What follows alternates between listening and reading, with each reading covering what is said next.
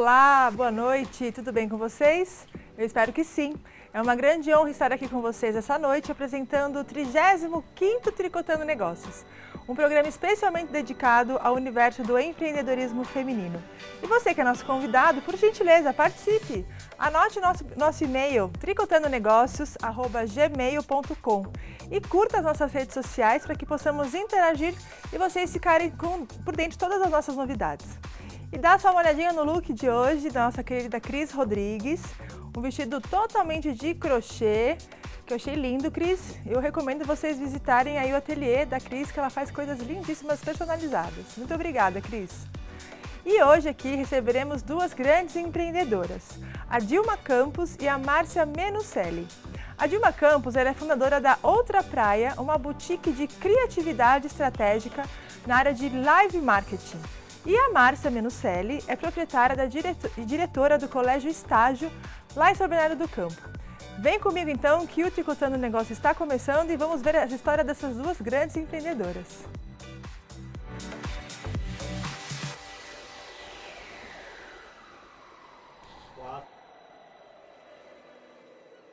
Tudo bem com vocês, meninas? Tudo bem. Tudo bem? Boa noite, viu? Obrigada por terem vindo. É um prazer, Andréia, estar aqui com você e tricotar um pouquinho sobre negócio. Muito bem, já gostei do papo já. Obrigada, viu, Márcia? Muito bom estar aqui também, conversando sobre negócios femininos. É isso aí, esse é o intuito do nosso programa, muito bem. E, gente, antes de começar, eu quero dizer para vocês o seguinte, crescer profissionalmente não é uma tarefa fácil para ninguém. E com a Dilma Campos, aqui do meu lado, não foi diferente. Ela começou a carreira como atriz e bailarina, atuando nos palcos e na TV. O seu maior papel de destaque foi o programa Castelo Rá-Tim-Bum, lembra? Onde ela representou a Patativa, aquela passarinha que morava lá no galho da árvore e cantava diariamente. Passarinho, que som é esse? Ela vai falar depois melhor.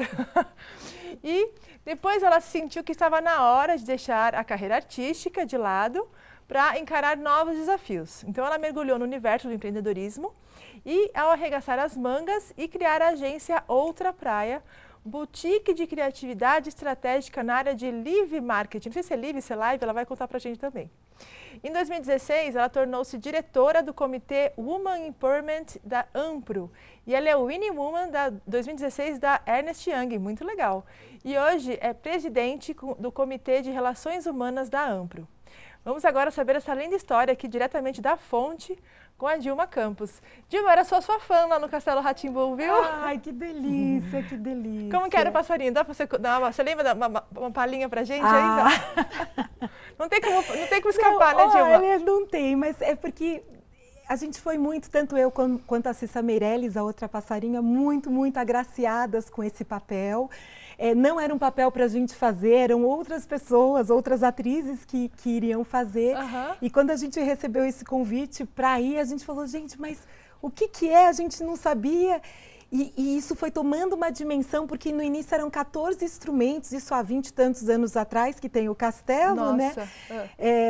E foi tomando uma outra dimensão, quando a gente piscou. A gente era famoso em vários lugares do mundo, não era só do Brasil. Assim, as pessoas curtiam o quadro, gostavam, tinha uma parte musical do quadro que ele exibia, assim, de curiosidade. Sim. E foi muito gostoso, né? Muito gostoso mesmo fazer parte, na verdade, dessa família Rá-Tim-Bum, né? Eu venho desde o primeiro Rá-Tim-Bum. E aí no Castelo Rá-Tim-Bum com esse destaque maior, né? Com a Patativa. E foi muito gostoso, assim, é um pouco a história da minha vida, né, André? Eu comecei dançando. Ah, então como é que contou a sua história? Estou toda engasgada hoje. Conta pra mim, como é que começou a sua história de artista, de empreendedora? Vamos lá. Eu venho de uma família, na verdade, de esportistas. Meu pai foi um grande jogador de basquete. Por isso que você tem esse tamanho todo, mulher? E eu sou mais baixinha lá de casa. Que legal! Ele chegou a jogar algum destaque? Jogou e foi eleito jogador do ano, numa época que o basquete tinha aí um destaque. Como lá atrás, Walter de Souza, ele era conhecido como T, né? Que legal! E aí os meus irmãos enveredaram por isso, né? Jogando basquete, e eu não tinha nenhuma habilidade com a bola. Mas como é família de esportista, você tinha que fazer algum esporte. Então acaba que eu começo fazendo ginástica olímpica, e por causa da ginástica olímpica eu cresci muito, eu acabei indo para dança para dar mais graciosidade. Então assim, Desde 8 anos eu, assim, iniciei a dança e fui me desenvolvendo na dança. E até foi por conta da dança que eu fui acabar conhecendo eventos, né? Esse mundo do live marketing, que não era chamado naquela época de live marketing, é hoje, né? E conhecendo o mundo dos eventos. Que legal. Aí você fazia balé clássico na época? Comecei com balé clássico, me formei no balé clássico, depois eu fui para o balé moderno, fui para o jazz, fui experimentando outras coisas. Que legal, assim. Muito legal. Não, uma delícia, uma delícia. E aí você chegou na televisão lá no Castelo Rá-Tim-Bum de que forma? Pela dança também ou não? Pela dança. Ah, justamente pela dança. A minha turma era uma turma muito bacana e eu dançava. Eu, Cissa, Suzane Yamauchi, grandes nomes aí da dança brasileira, eu era, como falar, infantil, né? Eu era a menorzinha do grupo. A mascote. A mascote. E aí, a Suzana foi chamada no primeiro Rá-Tim-Bum para coreografar, juntou uma turma, e eu fazia parte da turma, vim. E aí, no segundo, a gente recebeu o convite. O primeiro, na verdade, também tinha uma ligação com a Cissa Meirelles, que é a outra Patativa, que é a mulher do Fernando Meirelles, cineasta. Ah, que bacana. Né? Então, essa era a turminha da gente ali, de se conhecer de muito tempo, Entendi. né? O Fernando ainda com olhar eletrônico, surgindo aí a O2. Então, foi a turma que eu acabei sendo a minha turma de formação, de inspiração. E que turma, né? Nossa, e você ficou muitos anos lá no Castelo Rá-Tim-Bum? Na verdade, esse programa a gente gravou todo numa tocada só, porque a gente fazia isso na Cultura. Você gravava todos os episódios, né? Sério? Sério. E aí ele foi passando e passou há mais de 20 anos na TV. Eu tinha 17 anos. Que legal. E há mais de 20 anos passa, né? Sucesso, porque a criançada, eu assisti, eu era sei lá se eu era criança, que época que era? Adolescência? Adolescência. Acho que era uma aborrecente naquela época. Mas a gente adorava, né? Muito legal. E aí eu ia para as convenções de venda também como bailarina e a gente ajudava a fazer aquele corpo de baile, a abertura da convenção para dar uma quebrada nas convenções, né? Então tinha convenções de grandes marcas, por exemplo, como Brahma, não era nem Ambev ainda. Então a gente vinha e fazia animação, né? Daquilo que acontecia. Então vinha Bombril, fazia campeonato de quem melhor da Bombril montava gôndola. E eu ia lá, junto com outras bailarinas, toda vestida com a cor da minha equipe, de pompom na mão. É o verde, é o amarelo. Que legal. Só que o que começou a me fascinar foi que por trás daquilo que a gente fazia, existia toda uma linguagem estratégica para que as pessoas pudessem absorver aquele conteúdo profundamente. Então, eu não achava que evento, né? Óbvio, estava começando ali a conhecer, tinha essa estratégia. Então, as pessoas, eu vou descansar ali na sala porque a gente volta só daqui a 40 minutos, porque vai ter uma palestra ou porque vai ter um diretor falando sobre alguma marca. E eu ficava ali do ladinho do palco, ali com aquele olhinho, esperando aquele diretor falar, ouvindo aquilo, entendendo o que estava se passando por trás daquela marca. Que legal. Então, qual que era a estratégia dela entrar no mercado, ou como que ela ia ganhar mais mercado.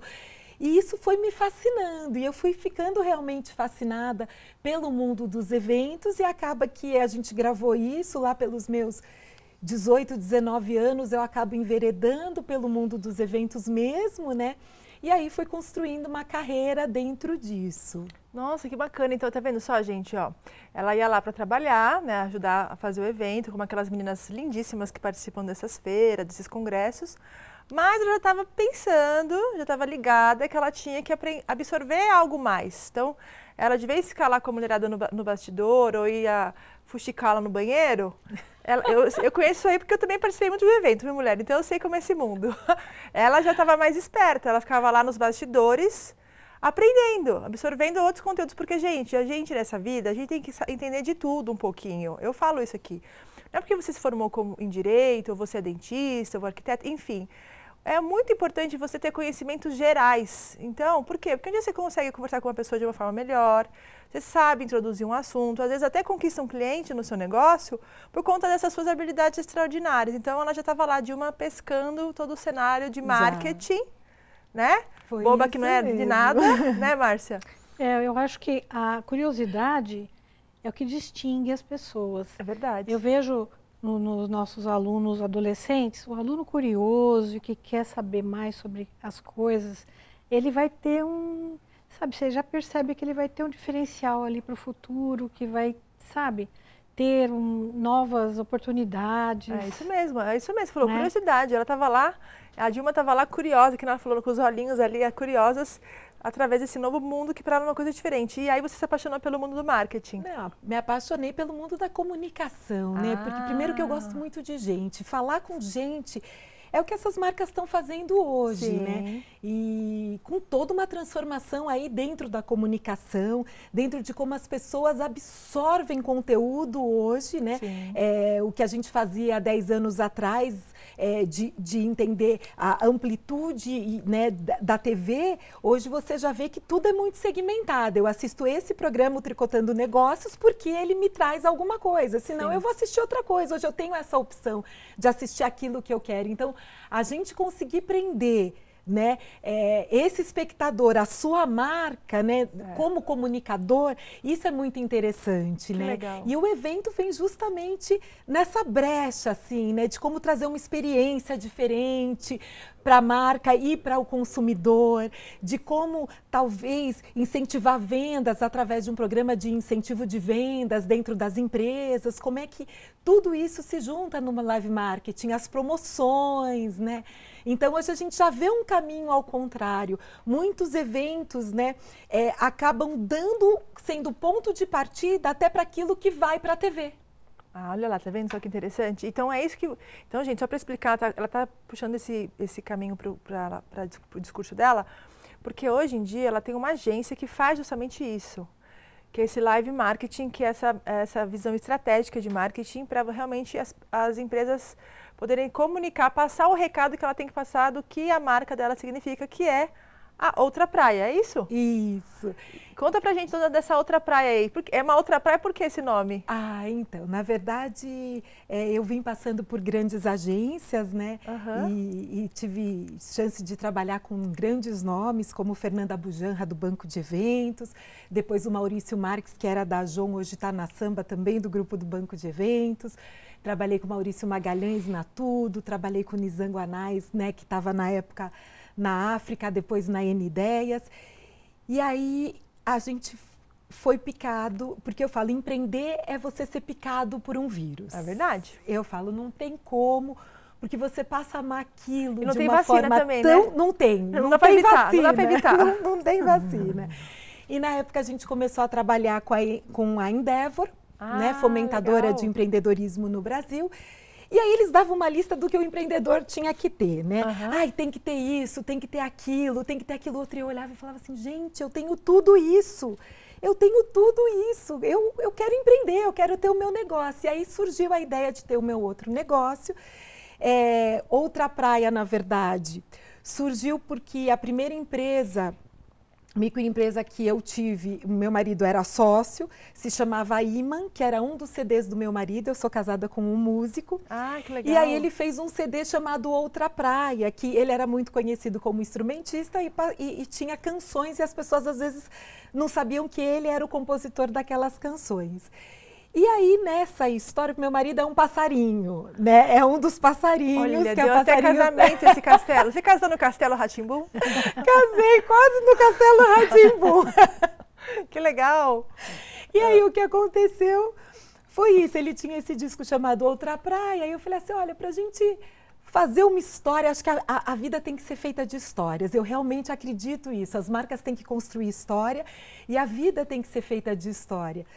E eu não podia voltar para trás, porque a primeira já tinha sido com ele, né? A segunda tinha que ser com ele e tinha que ser de um disco dele. Como ele tinha o disco Outra Praia, eu falei, nossa, esse nome é muito bom, porque eu quero fazer realmente uma outra praia.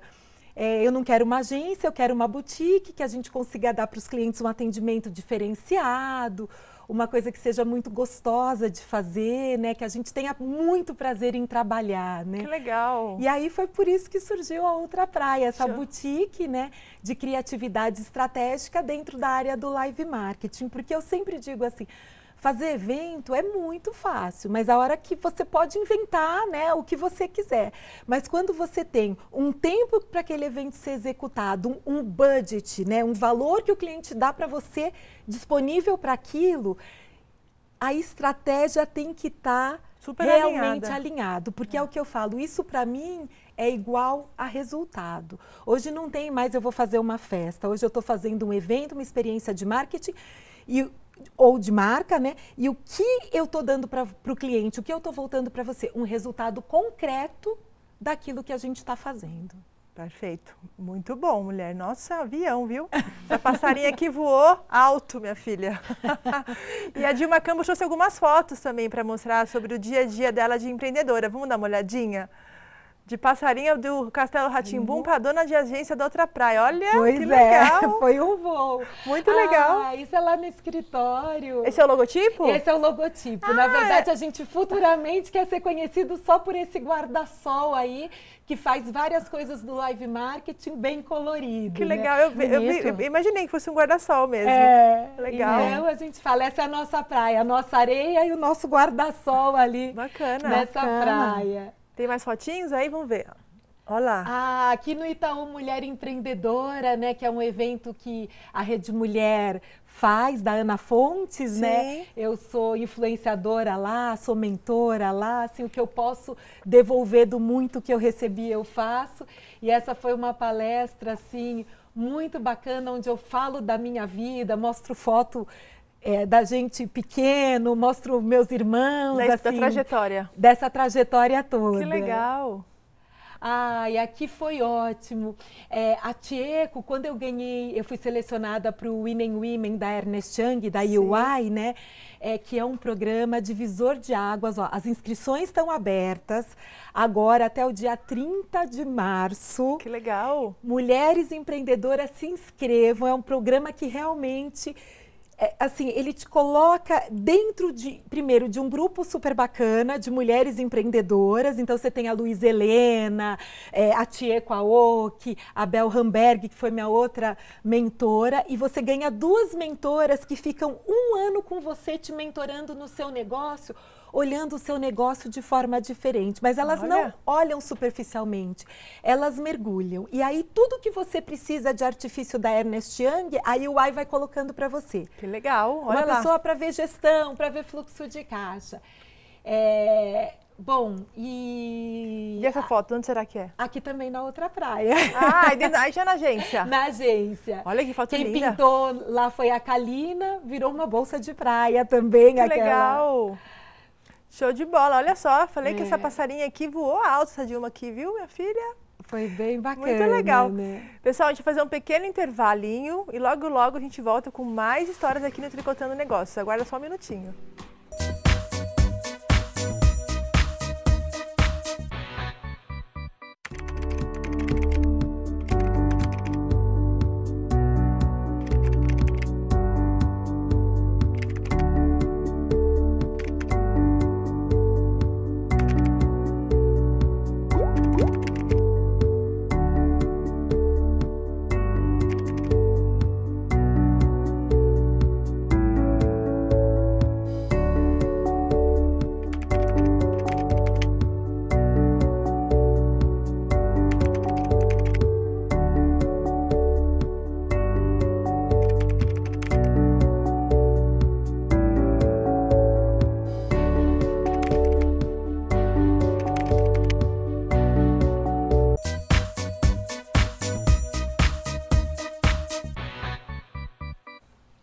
Estamos de volta e antes de começar nosso bate-papo com a nossa segunda convidada, eu trouxe aqui alguns dados interessantes. O universo das pequenas e microempresas possui forte participação feminina no Brasil. Para se ter uma ideia, o número de brasileiras donas de empresas, segundo pesquisas da Donos de Negócios, análise por gênero de 2015, elaborada pelo Sebrae com dados do IBGE de 2014, o número de mulheres cresceu 34% entre 2001 e 2014, enquanto o aumento dos homens nessa mesma situação foi de 14%. Olha só como a gente tem lugar de destaque. Em 2014, éramos 7,9 milhões de empresárias em atuação no mercado formal e informal. Desse total, 98% era formado por donos de micro e pequenas empresas. Tá vendo? Realmente, o crescimento da participação feminina no mercado de trabalho é uma realidade, tem sido forte no país e aqui no programa a gente sempre traz novas empreendedoras para falar sobre essas histórias. E aqui, não deixa de ter mais um case de sucesso. A nossa outra convidada é a Márcia Menucelli, ela que é formada em psicologia pela PUC e ela trabalhou por 8 anos com menores de idade em situação de vulnerabilidade, além de trabalhar em clínicas atendendo pacientes adolescentes. Mas depois dessas 2 experiências, a Márcia percebeu que não era aquilo de fato que ela queria. Então, em 1980, junto com uma sócia, elas abriram o estágio, que era berçário e recreação infantil naquela época, que foi se expandindo ao longo dos anos para a educação infantil, depois ensino fundamental e, por último, ensino médio. E atualmente o colégio conta com 700 alunos, 130 funcionários. E esse ano, agora, o estágio completa 38 anos, de muita história de sucesso. Nossa, que história bonita, Márcia! Bacaníssima, viu? Você que é psicóloga, né? Clinicava, mas mora, que nem a Dilma disse aqui, o bichinho do empreendedorismo picou. Como eu falei, não tem vacina, não tem cura. Pois é. E você seguiu esse caminho, foi isso? Então, desde pequena, eu queria ajudar o mundo, sabe? Assim, uma coisa meio idealista, meio de você fazer as coisas mudarem, né? Ajudar as pessoas e a sociedade a melhorar os relacionamentos e a cidadania. E eu fui fazer psicologia justamente pensando em entender melhor as pessoas, né? Mas esse atendimento individualizado que o psicólogo faz não estava me satisfazendo mais. Eu queria trabalhar com mais gente ao mesmo tempo. Entendi, né? Já expandir já. Isso. O trabalho com os menores abandonados me abriu muito os olhos para a realidade brasileira, né? Que você vê a situação da pobreza, da vulnerabilidade, das doenças, da subnutrição, como a subnutrição influencia até no déficit intelectual. Sim. Né? Então eu convivi durante alguns anos com essa realidade e assim, até hoje em dia tem essa discussão de baixar a idade penal e tudo.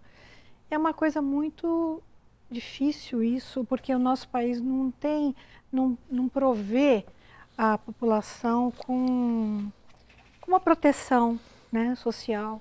Então, assim, é muito difícil ver esses meninos sendo presos e entrando numa vida de irregular e tal. Não tem volta também, né? Depois que entra nessa vida, acho que é muito difícil na verdade, sair, né? Teria se tivesse um apoio melhor, um apoio efetivo, não é? Mas, depois de alguns anos, eu tive a minha filha e eu quis abrir uma escola justamente para atingir mais pessoas, né? Porque a escola, hoje em dia, ela não atinge só os alunos, ela atinge as famílias e todo o entorno, porque eu acredito que a escola é um dos pilares hoje da sociedade. Porque você educa para a cidadania, você orienta as famílias que hoje em dia também estão com dificuldades. Nós estamos numa época de transição muito forte, não é? A mulher entrou no mercado de trabalho, graças a Deus, mas ao mesmo tempo nós não sabemos ainda como vão ficar os filhos, que ainda estão um pouco sem uma posição como antes, que era uma posição mais sólida, a mãe ficava em casa cuidando, agora a mãe e o pai estão fora, não é? É tudo mais difícil. Eu não sei como é que vai ser o futuro disso. Eu espero, né, que assim, homens e mulheres passem a dividir as funções domésticas, já que o homem moderno não precisa mais caçar, não precisa mais ir à guerra, não precisa mais... Então, é natural que ele se volte um pouco mais para a vida doméstica. Sim. Mas, por outro lado, eu vejo ainda muita resistência em relação a isso, né? E nesse papel todo, acho que a escola, ela realmente, como você disse, ela tem um papel muito importante, um pilar. Importante. Porque praticamente... Você trabalha com meninos e meninas, sim, né? E as crianças que desses pais estão ocupados passam mais tempo dentro das escolas, às vezes, do que dentro das casas deles com a família. Então, a escola assume esse papel também, que não é nada fácil. Porque os pais também estão bem intolerantes, né? Já tive aqui algumas outras empreendedoras falando sobre isso. Então, fica aquela dicotomia, né? Até onde a escola pode ir para educar as crianças, porque os pais também interferem muito nisso, enfim. Mas o Colégio Estágio vai fazer 30 anos esse ano, é isso? 38. 38 anos esse ano, isso, desculpe. Isso. Que vitória, hein? Nós começamos como berçário e a crianças até 3 anos. E a cada ano que passava, nós aumentávamos uma série, um ciclo, né? Porque ficamos muito tempo trabalhando só com educação infantil, que é uma fase incrível, porque é a formação das crianças e a formação da inteligência, desenvolvimento cerebral, todo nessa fase, né? Mas depois, assim, a gente sempre quer mais, novos desafios, e fomos abrindo novos ciclos, novas séries, até chegar ao ensino médio, né? Que é um desafio grande também. Imagino. Trabalhar com adolescentes, e eles são incríveis, porque eles são críticos, né? A gente ensina a ser crítico e eles são críticos com a gente também. Com certeza. É então, verdade. São críticos, eles são muito antenados e perspicazes. Então, é um desafio grande. E hoje vocês têm até o ensino fundamental? Até o médio. Até o médio. O médio, só para ter ideia, até que idade vai? O médio é 17, 18 anos. Até o colegial, antigamente. O colegial. Entendi. Quando mudou essa nomenclatura, tudo me confunde inteira. É. E a sua filha, que você mencionou, ela parece trabalha com você na escola, é isso? Isso, a minha filha, ela frequentou o berçário. Já foi intencional, ela abriu escola com a filha já junto, né? E ela tentou enveredar por outras áreas, né? Ela achava que a mãe era muito sobrecarregada de trabalho, ela não queria trabalhar com escola, e ela fez direito, depois não se encontrou muito no mundo do direito, fez gastronomia, e nesse meio tempo eu falei, vamos trabalhar na escola, enquanto isso você vai vendo outras coisas, mas ela se apaixonou. Ah, que legal. E acabou ficando, e tem sido assim, o braço direito. Qual que é a atividade dela lá na escola? Ela é coordenadora de idiomas. Que bacana. E cuida de vários setores administrativos também. Que legal. E você gostou de trabalhar com a filhota ali do lado, né? Eu adoro. E você tem sócio ainda? Não tenho. Não tem mais. Hoje é só você e sua filha lá? Só. Que baita responsabilidade, hein? Né, Dilma? Muita responsabilidade. Porque às vezes a gente tem alguns casos aqui que trabalhar em família é muito bom, mas também tem alguns arranca-rabos, aí não pode levar isso para a família, para não dar um desgaste familiar. Como é que vocês lidam com essa questão lá, Márcia? Olha, nós temos, é normal, eu acho que trabalhar em família ou com qualquer sócio, né? Você tem as incompatibilidades, às vezes, de opinião, né? Sim. Mas nós procuramos conversar, a Giovana é muito objetiva e eu sou talvez um pouco mais teórica, né? Então, a gente entra num consenso, né? E age de comum acordo. Legal. Eu acho que também tem algumas fotos do colégio, estágio, para a gente mostrar um pouquinho da atuação da Márcia lá no dia a dia. Essa foto é de 1980. Logo que inaugurou a escola. Eu estou ali atrás. Festa junina. Nem tinha nascido ainda. Mas as minhas irmãs trabalhavam comigo, então é uma foto antiga do início da escola, onde nós tínhamos só crianças pequenas mesmo. A escola sempre foi em São Bernardo? Sempre foi. Sempre foi. Nós começamos com casas que eram alugadas, né? Tivemos até 3 casas e depois resolvemos construir uma sede própria. Isso, uma sede própria. Que legal. Que foi, assim, não foi fácil, mas foi construído de acordo, pensando em escola mesmo, os espaços adequados para isso, né? Importante. E foi bom. Hoje em dia o prédio já está pequeno, a gente pensa em ter uma ampliação. Essa daí já é escola nova? Isso aí é uma apresentação dos alunos em música, né? A gente valoriza muito as artes, né? E nós temos todo o material ORF, que é uma metodologia de música, com vários tipos de xilofones, tem nomes os mais variados possíveis, muitos instrumentos, e os alunos tocam, a classe toda toca junto. Que bacana. É muito bacana. Aqui é uma apresentação num shopping, né, que foi. Ah, tá, não é na escola. Não, não foi, foi num shopping. Legal. Aqui foi, o ano passado nós trabalhamos muito a cultura negra, né? Uhum. E essa moça que esteve num evento nosso, ela é nigeriana, e ela veio contar um pouco sobre a vida, sobre a cultura, sobre a vida dela lá, aqui. Que né? legal, muito bom. Os esportes, né? O trabalho com esportes, que é uma coisa que eles gostam muito e que a gente procura oferecer a maior parte de esportes possível, né? É bom para queimar a energia da criançada, não dá tanto trabalho na escola. Na verdade, através do esporte eles aprendem muita coisa. Ah, disciplina, aprendem sim. ética, disciplina. Sim, com certeza. Né? E essa é a equipe da escola, o que aqui, que é? Não, esse aqui são alunos do ensino médio no já são os carnaval. grandinhos. Ah, que legal! Tem uma festa de carnaval. Então, eles têm, o terceiro ano médio, eles têm um dia temático de vez em quando, uma vez no trimestre. Então, o carnaval foi um dia temático para eles. Legal. Que eles precisam, assim, é muito estudo, um esforço grande que eles têm. Então, a gente promove uns eventos para eles descontraírem um pouco, né? Relaxarem. Bacana. E essa é a família? Essa é a minha família, que aqui foi a festa de 35 anos da escola. Essa é a filhota? A Giovana e meu marido. Ai, que filha bonita, hein? É. Eu sou suspeita. Mas muito bonita, parabéns.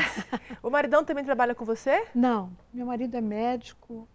Ele me ajudou também no suporte financeiro durante um tempo. Lógico, né? Importantíssimo. E foi bom. Aqui nós fazemos muitas viagens de estudo com os alunos, né? Aqui eles estão na Caverna do Petar, Cavernas do Petar. Nós acreditamos muito que o aluno aprenda melhor quando ele vivencia, né? Quando ele passa pelo processo, quando ele enxerga o que ele está estudando. Então, nada como viajar, cada série faz uma viagem diferente de acordo com o que eles estão estudando. Que legal. É muito gostoso. E acho que isso cria também uma unidade com o grupo, né? Muito. Fortalece, muito. né? Sim, fortalece o grupo, sem dúvida. Show de bola, muito bem. Olha que bacana, não? Não, incrível. E falar sobre educação é falar sobre o que a gente vai mudar esse país. Porque sem educação eu não acredito. Para mim, assim, é um ponto decisor na vida de mim e dos meus 2 irmãos. Nós éramos 3 filhos, mas se não fosse essa oportunidade da gente sair dessa escola estadual para ir para uma escola pública, porque eles eram bolsistas por jogarem basquete, então eu fui junto, isso mudou tudo na nossa vida. Né? Você vai para um outro tipo de ensino, você começa a ver um mundo de forma diferente, o seu teto, como eu digo, né? Você morar naquela casinha que tem um teto, o seu teto amplia e você começa a olhar o mundo de forma diferente. Então, para mim, educação é transformação, né? É a forma da gente chegar, né, para transformar o mundo. Não tem outra saída, na minha opinião. Nosso grande objetivo é fazer com que o aluno seja protagonista, que ele faça, que ele pesquise, que ele vá em busca do conhecimento, porque a sociedade hoje, a vida está... uma informação hoje, ela se torna obsoleta amanhã. Então, se o aluno não aprender a pesquisar e a buscar o conhecimento, ele vai ser um profissional que vai parar no tempo, não é? Como a gente vê tantos. Então, nós queremos que o aluno vá em busca, que ele não fique parado, que ele seja crítico, que ele pesquise, que ele busque conhecimento, né? Então, a gente, desde os pequenos, eles costumam já fazer pesquisa, a gente trabalha muito com projetos, onde eles têm que compilar as informações, apresentar para um público. Bacanésimo, então, isso E também trabalhamos muito essa como é que está a sociedade hoje, o que nós precisamos mudar. Esse projeto do ano passado de cultura negra é um exemplo. Nós temos no Brasil mais de 50% de afrodescendentes e o Brasil age como se nós só tivéssemos pessoas brancas no país. É verdade. Né? A gente vai até depois falar sobre isso um pouquinho também no próximo bloco. Aqui já que temos uma representante, aproveitando o gancho, né? Então a gente vai voltar a falar um pouquinho desse assunto também no próximo bloco aqui. Como é que é essa questão também para o empreendedorismo, se isso tem alguma dificuldade, se a Dilma já sofreu algum problema com relação a isso. Então aguarda só um minutinho, a gente volta daqui a pouquinho.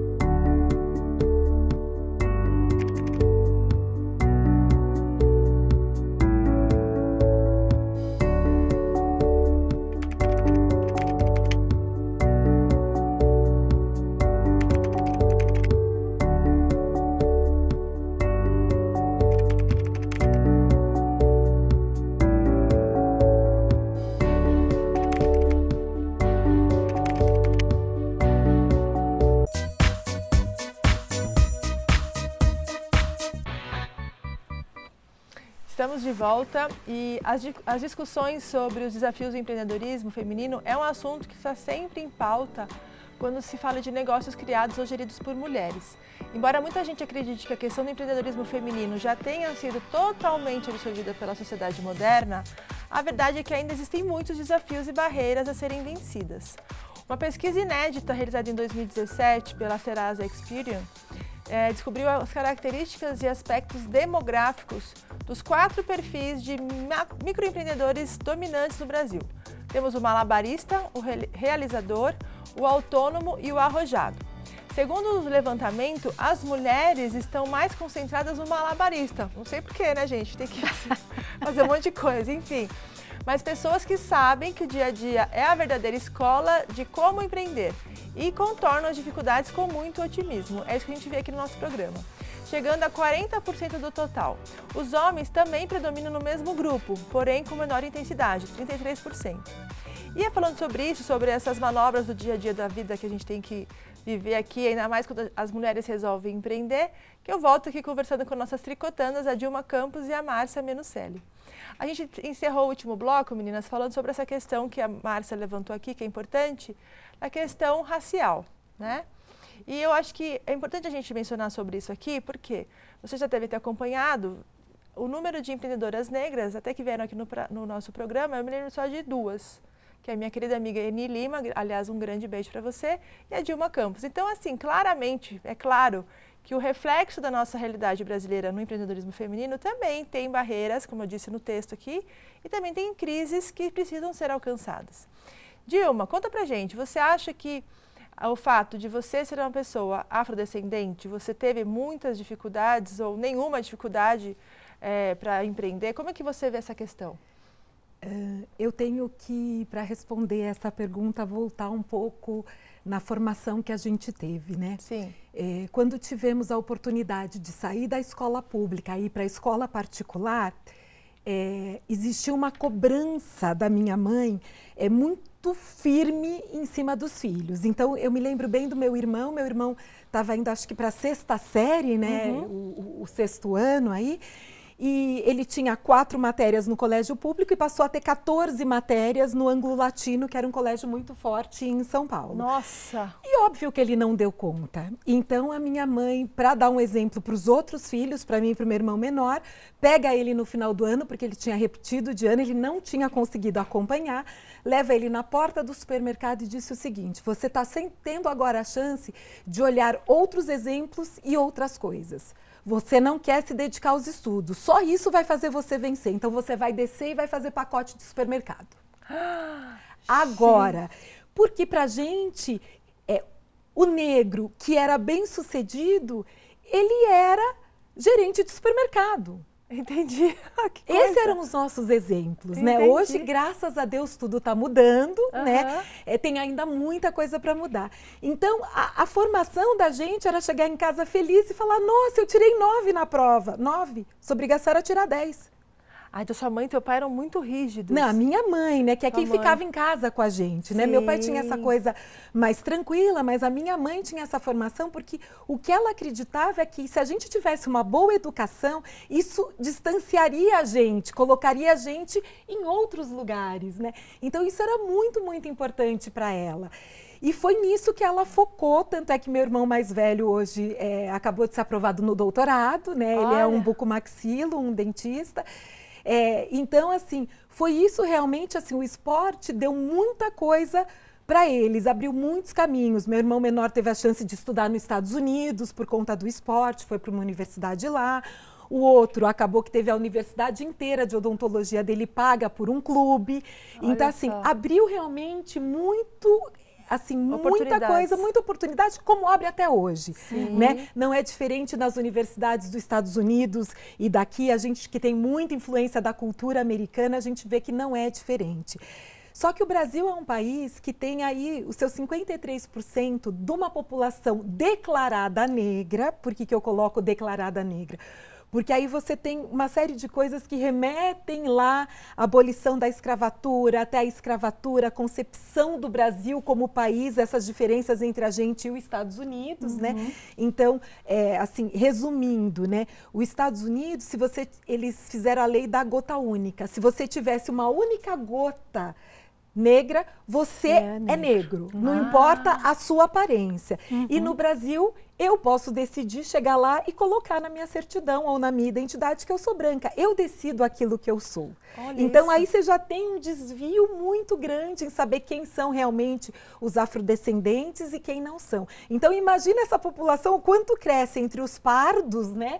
E os outros aí que são descendentes afro, mas, na verdade, a aparência, né, é muito parecida com você, André. Assim, de olhos claros, tem loiras, né? Você encontra. Mas mesmo as loiras, eu tenho alunos que são loiros, mas que o avô é negro. Verdade, Isso é uma coisa muito comum. Ah, sim. E o brasileiro precisa entender que a maioria de nós tem sangue negro, sim. Sim, com certeza.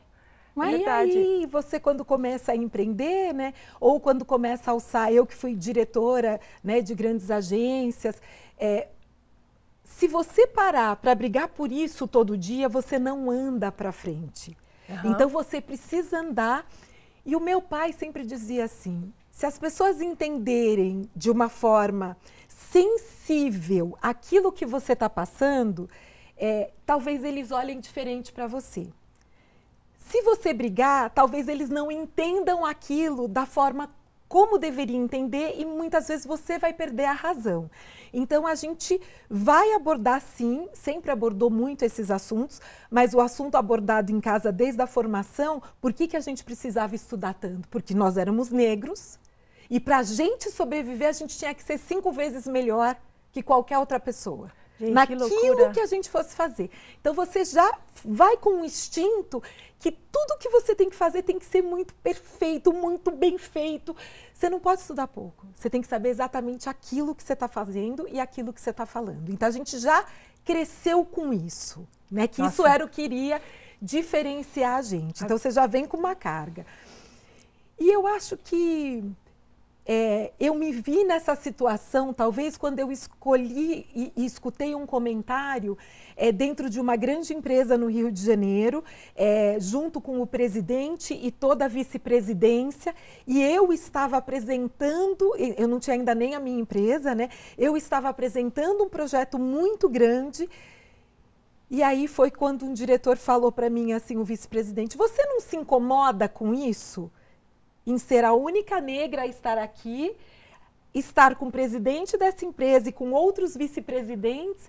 E aí, naquele momento, eu falei, não, eu não me incomodo.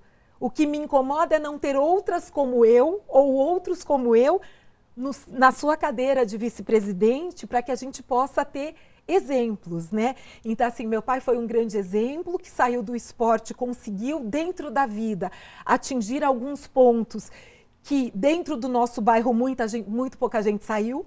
Verdade. Né? Dessa questão da marginalização, porque foi isso que aconteceu, né? Os negros foram marginalizados para viver à margem mesmo, né? Da sociedade. E aí você encontra isso todo dia. Mas assim, você encontra mesmo. Vou dar um exemplo aqui rapidinho, só para a gente falar sobre isso, né? Eu tenho um amigo que trabalha numa grande agência de publicidade. Eu falei, poxa, deixa eu ir aí mostrar minha empresa, outra praia, né? Tão gostoso.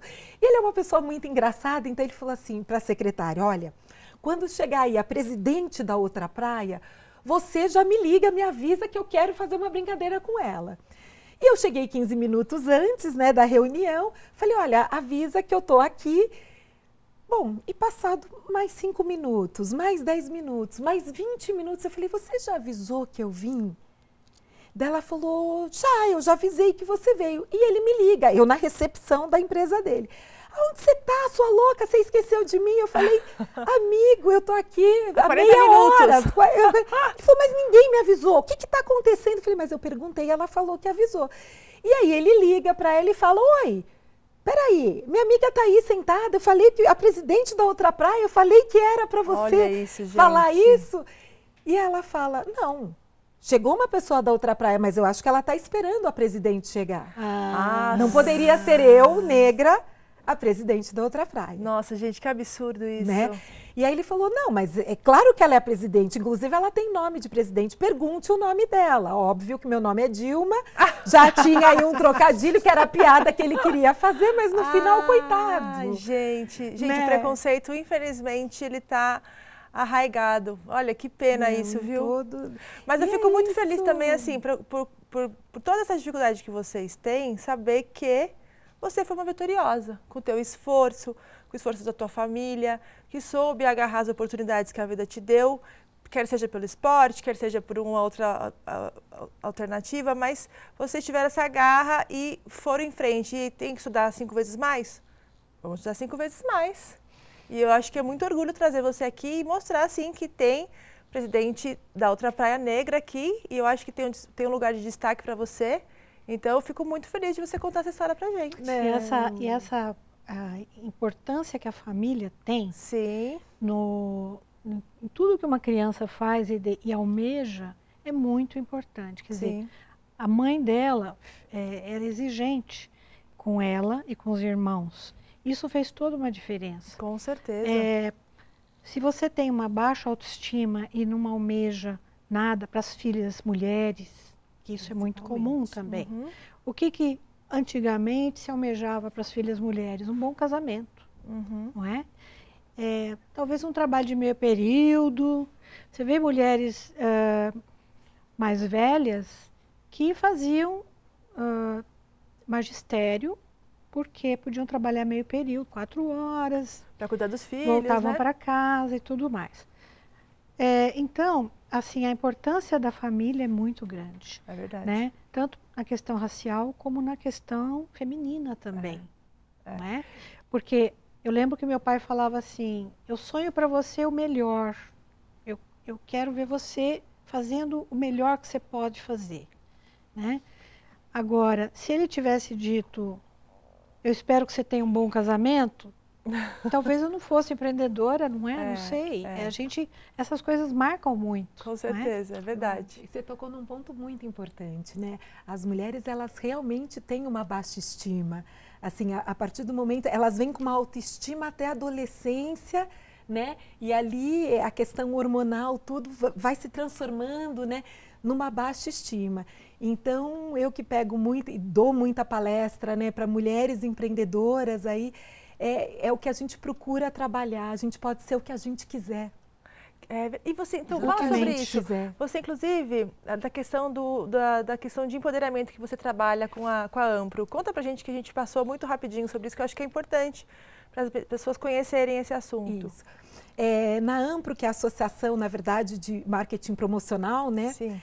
Que fala do segmento, o que aconteceu? Eu fui chamada para fazer parte pela Silvana Torres, que é uma outra mulher aí empreendedora, para fazer parte do Comitê de Empoderamento da Mulher. Então, nós criamos lá esse comitê e trabalhamos muito, inclusive formatamos com a Ana Fontes um curso na FGV de liderança e gestão para mulheres. Legal. Né? Para a gente entender os nossos pontos fracos, os nossos pontos fortes, o que a gente tem que equilibrar para ir para frente. E aí foi um trabalho que a gente desenvolveu na Ampro 2 anos, no biênio anterior, né? E ele foi tão bem aceito, assim, de abrir os olhos para essa diferença de homens e mulheres dentro dos cargos de liderança, porque tem muita mulher, como a mulher é fazedora, né, dentro de eventos, na parte operacional, tem muita mulher. Mas não tem mulher aonde? Na parte estratégica, na parte do pensamento, na parte de ser uma vice-presidente. E é aí que a gente quer que esse equilíbrio seja feito, né? Nos conselhos administrativos das grandes empresas, que a gente tenha, que eu acho que é a nossa grande briga do empoderamento da mulher. Sim. Mas você sabe que eu tenho pensado muito nisso. Na verdade, nós estamos numa fase, a mulher está numa fase de transição, não é? E nós estamos numa fase de questionamento sobre o que a gente quer. Por quê? Eu acho que a mulher pode até ser discriminada, não alcançar alguns postos importantes, mas precisa ver se todas querem. Porque a mulher é muito ligada à família, não é? Se oferecerem para uma mulher, você quer ser senadora, você vai batalhar por esse cargo, mas você vai ficar 4 dias em Brasília, será que todas vão querer ir? Mas algumas querem, e são essas que querem, tem que ir, tudo bem. Então, é aí que acontece. Mas muitas não querem, porque atualmente quem cuida da família é mais a mulher, ainda não é? É verdade, Mas é por isso que a gente tem que muito bater nessa questão do empoderamento, porque para as que querem, vamos dizer assim, tem que ter a chance. Para as que querem, não podem sofrer a barreira de crescer. Exato. Sim, né? Sim. E para as que não querem, ok, vai fazer o que você quiser. E vão se realizar do mesmo jeito. Do mesmo jeito, mas para as que querem, elas precisam ter esse espaço para chegar lá. E esse curso existe ainda? Existe. Esse ano a gente vai fazer de novo com a Ampro, um curso de gestão para mulheres, lá com a FGV. Legal. E aí o que aconteceu que foi para esse biênio, eu acabei recebendo o convite para formar um novo comitê dentro da Ampro. Né? Então nós acabamos com o Comitê de Empoderamento da Mulher, acabamos com o grupo de RH e fizemos um comitê de relações humanas, onde a gente já continua com o curso da FGV, da Faculdade Getúlio Vargas, junto com a Ana Fontes e com a Maria José Tonelli. E depois disso a gente vai ainda para outros cursos de gestão de liderança dentro do nosso segmento, o que a gente vai empoderar aí homens e mulheres, para a gente chegar aí no equilíbrio, que eu acho que o empoderamento, o final dele é isso, que a gente chegue num equilíbrio entre homens e mulheres, podendo ocupar qualquer cargo aí de direção. Olha, essas mulheres aqui falaram bonito hoje, viu, gente? Pena que o programa está chegando no final, que senão eu ficava conversando a noite inteira com essas duas aqui. Tricô aqui, né? Olha, esse assunto de mulher, não acaba, né, Márcia? trabalho e tudo é uma coisa fascinante. É verdade. Né? Não tem fim mesmo. Foi muito bom, viu, meninas, conversar com vocês aqui. E olha, a Dilma tá fugindo pela tangente aqui de imitar a passarinha. Ela pensa que eu esqueci no começo do programa. Eu acho que todo mundo tá querendo uma palhinha dela da passarinha aqui, ó. Vai, Dilma, solta a passarinha, vai. Gente, não tem mais como. Mas a gente faz o biquinho do passarinho, né? Então vamos ver. Tá bom, eu vou dar uma recordada, então. Desculpa a brincadeira, viu? Imagina. Mas olha, foi uma delícia tê-las aqui. Obrigada pela presença, tá? Obrigada a você, Andréa, pelo convite. Foi um prazer estar aqui. E eu espero que a gente possa tricotar ainda mais. Sim, continua, minha filha.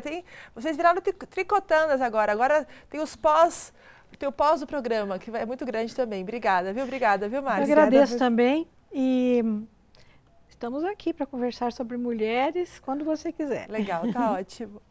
Bom, gente, antes de terminar o programa, eu quero agradecer mais uma vez ao Espaço Rosa Dourada aqui em Santo André por disponibilizar a querida Roberta Hobbes e o Darcio Ferreira, que foram os responsáveis pela minha maquiagem e o meu cabelo. Muito obrigada, viu, queridos? E também a Dani Estopa, nossa querida maquiadora, que cuidou muito bem das nossas convidadas aqui, viu, Dani? Muito obrigada, um grande beijo. E a Tayla Eluar, nossa fotógrafa, que está tirando fotos lindíssimas dos nossos bastidores. E vocês podem conferir as fotos dela na nossa página do Tricotando Negócios, lá no Facebook e no Instagram. Curte a nossa página, viu? E para finalizar, eu quero compartilhar com vocês um texto tirado do site Eu Sem Fronteiras, que diz o seguinte: podemos definir desafio como sendo uma aventura pelo que é desconhecido. Pode até parecer algo inalcançável e sem propósito algum. Mas propor constantes e pequenos desafios acrescenta e transforma de maneira substancial a nossa experiência de vida. Podemos ainda definir desafio como tudo aquilo que nos cause certo medo, vergonha, aquele friozinho na barriga, mas quando conseguimos, enfim, realizá-lo, sentimos que apesar de ter sido muito difícil, valeu a pena. O conceito de felicidade tem ligação com o que fazemos, com a contagem na hora de acreditarmos em nosso potencial, para realizarmos ou atingirmos algum ideal. É aquilo que nada e ninguém pode tirar de nós. É aquilo que sentimos de que todos os nossos esforços, a fé, a determinação, nos levaram ao encontro dos nossos sonhos. Pois é, sempre irão acontecer momentos difíceis em nossas vidas. Enxergue as possibilidades como oportunidades para aprendizado. Quando os superamos e enfrentamos, aprendemos a lidar com eles. Pode ter certeza disso, viu, pessoal? Pois é, o programa chegou realmente ao fim e não se esqueça, se você tem uma história bacana de empreendedorismo ou conhece alguém que tenha, conta pra gente. Quem sabe você não é escolhida para participar do programa aqui conosco. É só você curtir as nossas redes sociais e mandar a sua história pra gente. O Tricotando Negócios fica por aqui. Muito obrigada pela sua companhia, fiquem com Deus e quarta-feira que vem estaremos de volta com mais histórias inspiradoras e mais cases de sucesso no empreendedorismo feminino. Um beijo e até lá!